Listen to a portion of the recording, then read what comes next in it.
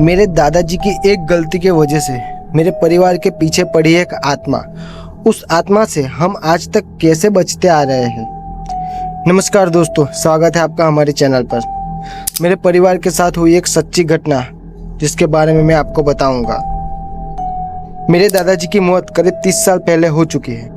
मरने से पहले मेरे दादाजी ने एक लड़की को मारकर उसे फांसी पर लटका दिया था, क्योंकि वह लड़की मेरे दादाजी के बारे में बहुत सारी बात जानती थी। मेरे दादाजी को डर था कि वो लड़की ये बात सभी गांव वालों को बता ना दे, इसलिए मेरे दादाजी ने उस लड़की को मार दिया था। तब मैं बहुत छोटा था, मुझे कुछ भी याद नहीं था। जब मैं 16 साल का हुआ तो मेरे गांव वालों ने मेरे दादाजी के कारनामे मुझे बताए, लेकिन मुझे उन लोगों की बात पर बिल्कुल विश्वास नहीं हुआ।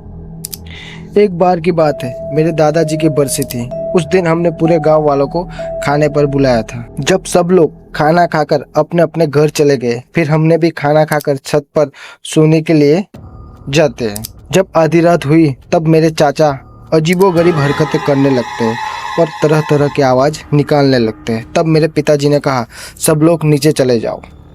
फिर मेरे पिताजी ने चाचा के सामने हाथ जोड़कर बैठ गए। उन्होंने बोला, कौन हो तुम, क्यों मेरे भाई को परेशान कर रहे हो। तब चाचा के अंदर से एक लड़की की आवाज़ निकलती है जिसको मेरे दादाजी ने मारा था।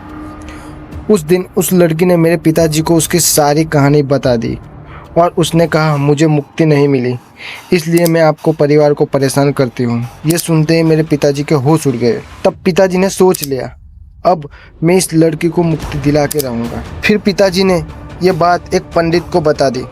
तब उस पंडित ने कहा, मैं तुम्हारी मदद करूँगा उस लड़की को मुक्ति दिलाने के लिए। फिर दूसरे दिन पंडित घर आए, फूल माला, लाल कपड़, नींबू मिर्ची, इस तरह का सारा पूजा का सामान लेकर आए और पूजा शुरू कर दी। 4-5 दिन तक पूजा और हवन करने के बाद उस लड़की को मुक्ति मिल गई। तब से लेकर आज तक उस आत्मा ने हमारे परिवार को परेशान नहीं किया, इसलिए हमें लगता है कि शायद उस आत्मा को मुक्ति मिल गई होगी। लेकिन जो मेरे दादाजी ने किया वो बहुत ही गलत था। अगर वीडियो पसंद आया हो तो लाइक, शेयर, कमेंट जरूर करें और चैनल को सब्सक्राइब करना बिल्कुल ना भूलें। मिलते हैं ऐसे एक सच्ची घटना के साथ, तब तक के लिए सतर्क रहें।